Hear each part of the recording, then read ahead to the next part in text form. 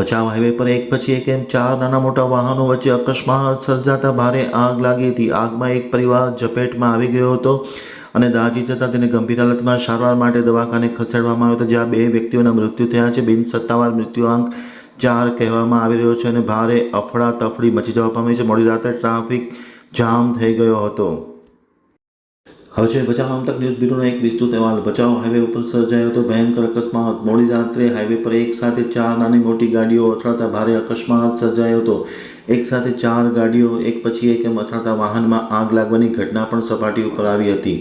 આગની ઝપેટમાં એક કાર આવી જતા પરિવારને બચાવી લેવો હતો, જ્યારે અન્ય કારમાં સારવાર અને અન્ય લોકો દાઝી જતા તેમના 2ના મૃત્યુ થયા છે.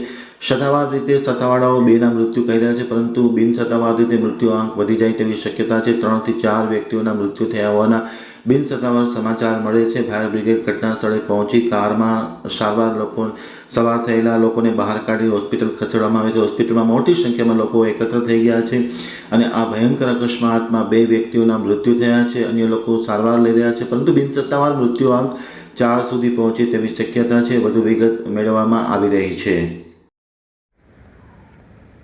આજ રોજ ભચાઉ નગરપાલિકા ફાયર ટીમને 12:30 વાગ્યાની આસપાસ કોલ આવતા કે ભચાઉના કેસરીગઢ રિસોર્ટ પાસે એક અકસ્માત થયેલ છે, જેમાં 4 ગાડીઓને એકસાથે અથડાયેલા છે અને અંદર એક નાનો બાળક ફસાયેલ છે અને પતિ પત્ની ફસાયેલા છે. આખો પરિવાર અંદર ફસાયેલ છે.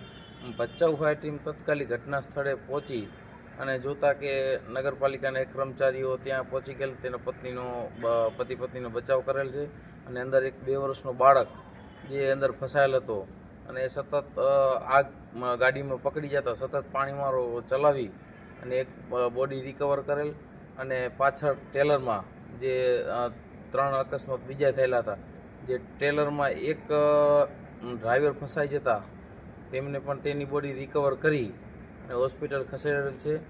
આ કાર્યવાહી સતત હજી પણ 5-6 વાગ્યા સુધીમાં સતત કાર્યવાહી ચાલુ રહી છે.